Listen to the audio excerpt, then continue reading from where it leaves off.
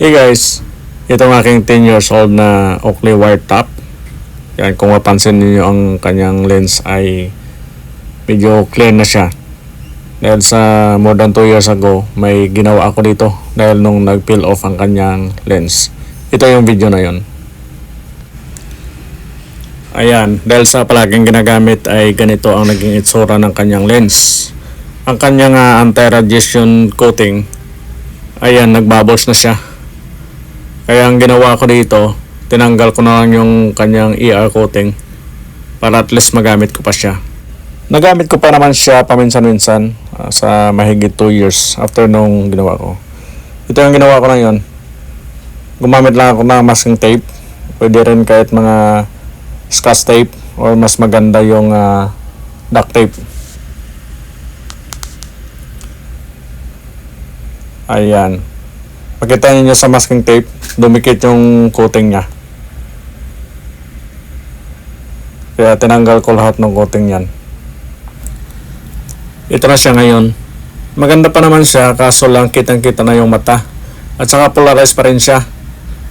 Kaso nga lang, wala siyang anti-radiation. Tamang-tama may nagpadala sa akin ng replacement lens. Ito ay AMRY lens. Ilagay ko sa description yung website nila. Ayan, nilagay ko na rin sa screen para mabasa ninyo. Pero patapusin nyo muna guys ang video para makita ninyo yung testing natin.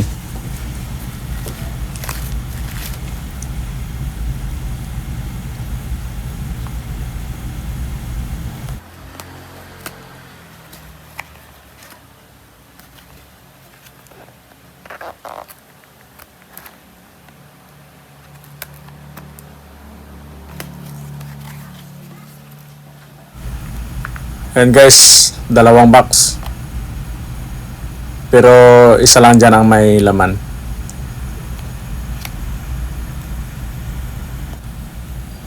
Ayan, MRY. MRYlens.com. Ayan, may dala pa siyang pouch para protection sa ating sunglasses.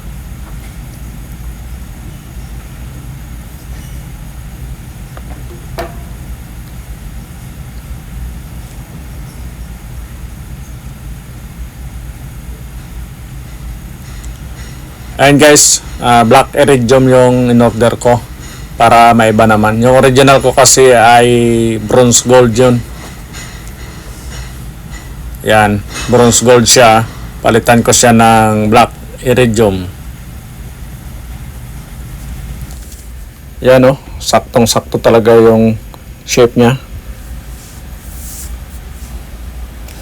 Tsaka meron siyang card na dala guys na para pang testing kung polarized ba o hindi yung lens. Yan. Yan o. Makikita ninyo lumalabas yung kulay. Makikita na may kulay siya. Ibig sabihin polarized. Yan. Kung hindi siya polarized, hindi yan lalabas yung kulay niya.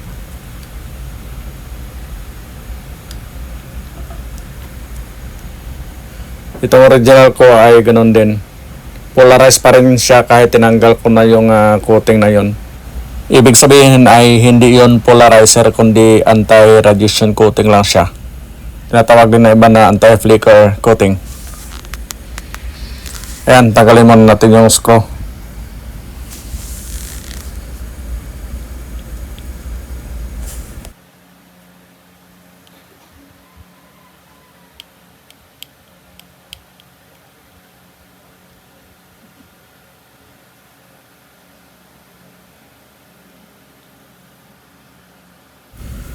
Sa loob ng 10 years guys, hindi ko pa ito natanggal yung lens niya. Kaya alalay lang.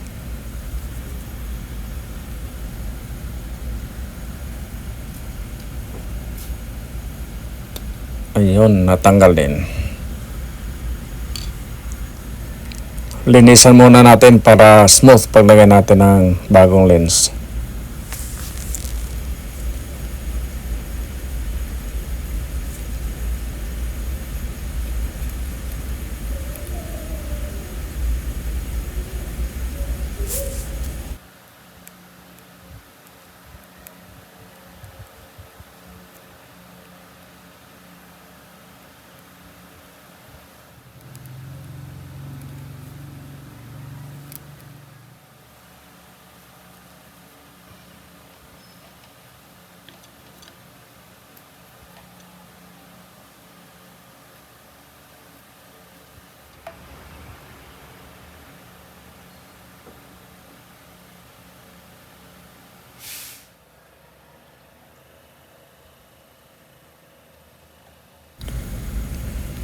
Ayun guys, perfect talaga yung paggagawa ng size at saka shape niya.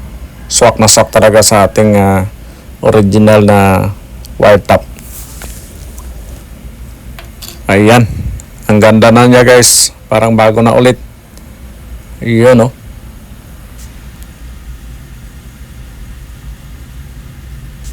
Ilagay ko na lang yung screw.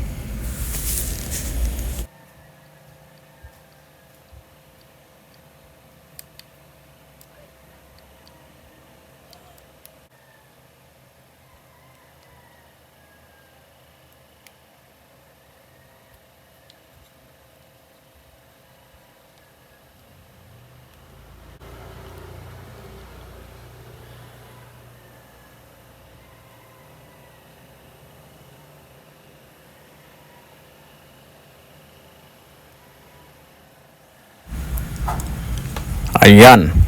Wire top black iridium ER coated. Anti-radiation coated. Polarized mirrored. Ayun. At ipasok na natin sa pouch para iwas gas-gas. Para maging long lasting itong ating bagong lens. Sana ay maganda siya. I-try na natin outdoor guys. Ayun guys, try natin siya habang nagmumotor. Nako, nakakapugi pala to guys. Oh, ang ganda niya sa mata. Yun, malamig sa mata. Ang oras ngayon ay 2:45 in the afternoon at maaraw, pero malamig pa rin sa mata. Ang ganda niya. Mas nagustuhan ko siya compare dun sa bronze gold. Ayan, oh. Oh. Lingon-lingon pa. Okay ba guys? Yan, oh. Feeling pogi, oh. So far maganda siya guys. Hindi siya pareho sa ibang ordinaryong sunglasses na masakit sa mata. Ito suabe-suabe talaga. Maramdaman mo talaga yung pagka-authentic na sunglasses. Parang original talaga siya. Punta tayo guys sa White Beach. I-try natin siya doon.